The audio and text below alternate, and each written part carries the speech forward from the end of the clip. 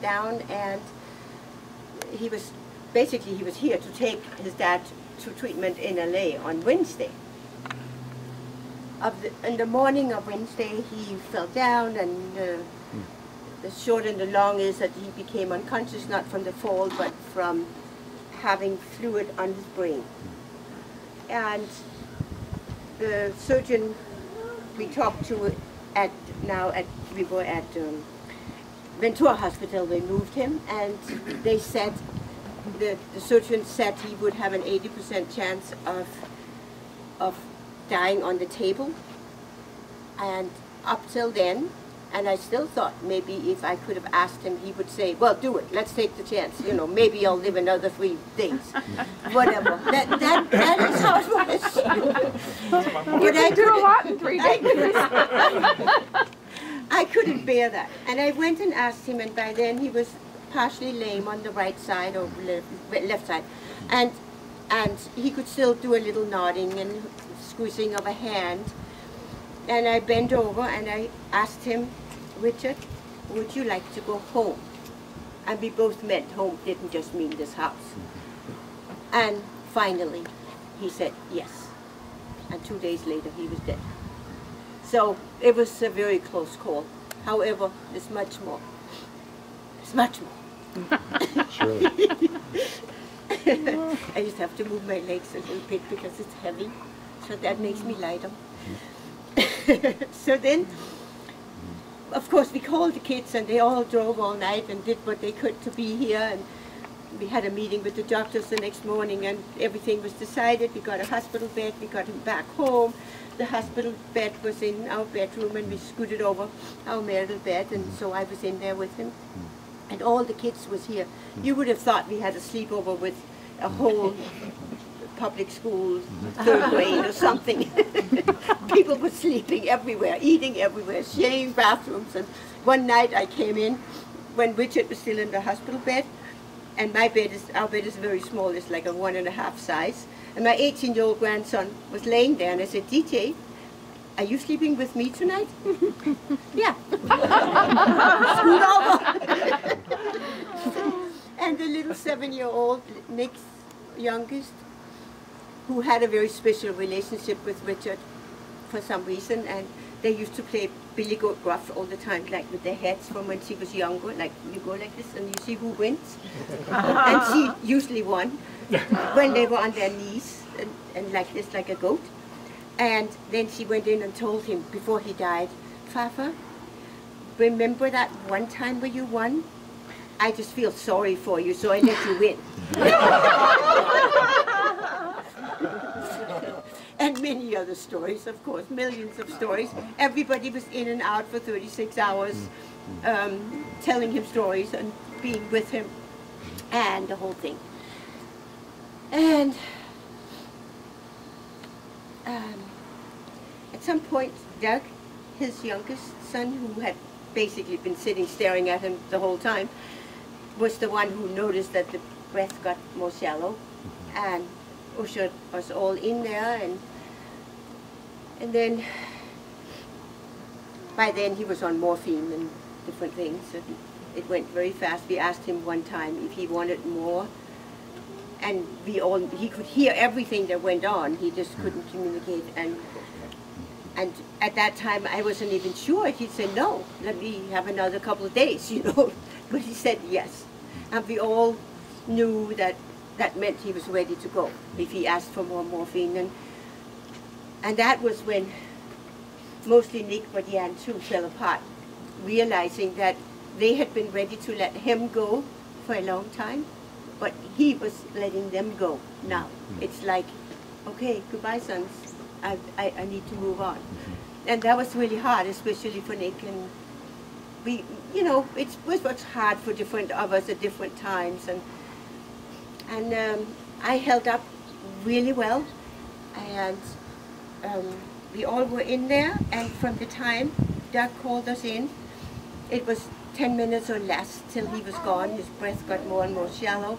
It was peaceful. There were no loud, ugly noises, nothing. He just laid there beautiful on an old pillow that used to be Papa's with a cat on it. on the pillowcase. And the light, as we were all standing there and as he passed, the light and the energy in the room was this big orange glow. Maybe Jan disagreed, but it was. And it was like everybody's hearts were so open. You could have sat on the energy, it was so thick. So the positive energy. And we let him go, and that was it. And then one of the things Doug said that made me so happy was Doug is his, from the previous marriage, youngest son. When he first arrived, he would run in there and say, "Oh, Daddy, and remember when you did this, and I really like that. And do you know what's the best thing you've ever done? Marry Zita." He said that. He said that. He's never. I mean, he's almost 50. He never said it before. So, and then when the whole thing was over and we got out of the room, and I said to the kids, "Wow, you know, it went so well, and we did so well." And then Nick said, "Mom, you carried all of us." I looked around the room and everybody was more or less sobbing and having a hard time and whatever, and you were so calm. And I'm not a calm person, we all know that. But I was carrying a lot, and I felt really good about myself that I could carry it that much for everybody. And then the hospice came with flowers. And then I lost it. Because how on earth could they ever have it's like, "Oh, I know how you feel, Sita." No, you don't. Hell do you don't. You know, you don't have a clue. And so then I got really angry. And then Dina was standing right next to me with her pretty dress right here, and I was sitting down, and I said, "I feel like I have to scream." And she said, "Go ahead and scream." And Nick was standing here.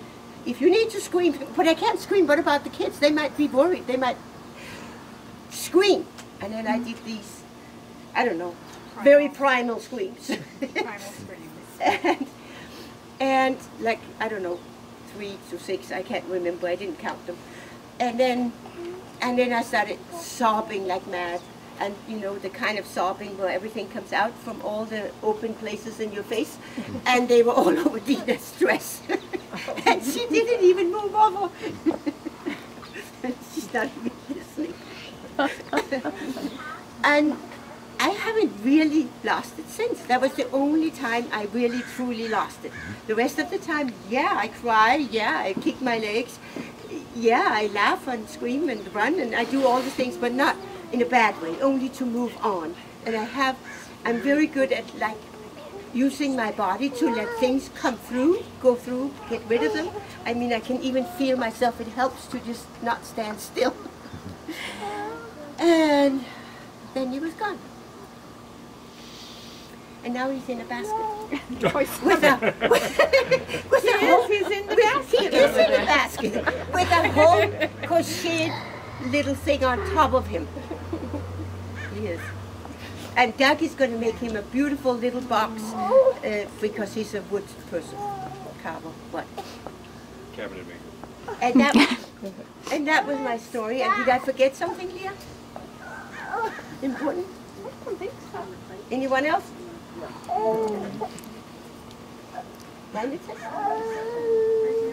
Well, everyone after that have been, but Anitas wasn't in this. Let's go sit on the bench over here. Oh, and yeah, okay.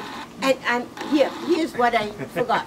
I love everybody, and of course, I want to thank you all. And Richard had 1,500 contacts on his email, and I would estimate that at least 800 of them has answered back how special he was, how grateful they were to have met him, how special he was to give them chilies, how humble he was when he was more knowledgeable than someone else.